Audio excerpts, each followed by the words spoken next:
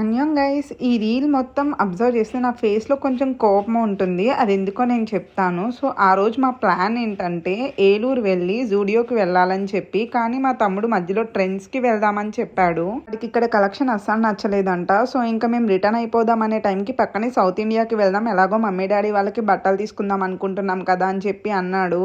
Mummy డాడీకి బట్టలు ఎందుకంటే వాడికి జాబ్ వచ్చిన దగ్గర నుంచి వాళ్ళకి బట్టలు తీసుకోలేదని చెప్పి ఇంకా నేను తీసుకుంటాను మీరు రండి అని చెప్పి తీసుకొని వచ్చాడనమాట మమ్మల్ని. వాడే మనీ ఇస్తున్నాడు కదా అని చెప్పి మేము వాడినే సెలెక్ట్ చేయమన్నాము. మీకు ఎలా అనిపించింది? మా తమ్ముడు సెలెక్షన్ బాగుందా లేదా? ఇంకా ఇక్కడ అయిపోయిన తర్వాత మేము ఒక క్విక్ గ్రాసరీ షాపింగ్ చేసాము. అసలు ఇంత తొందరగా మా లైఫ్లో గ్రాసరీ షాపింగ్ మేము అసలు చెయ్యనే లేదు.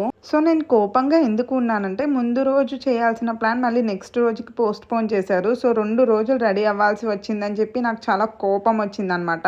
యాక్చువల్లీ కొంచెం బద్ధకం ఎక్కువ నాకు, అందుకే అంత కోపం వచ్చింది.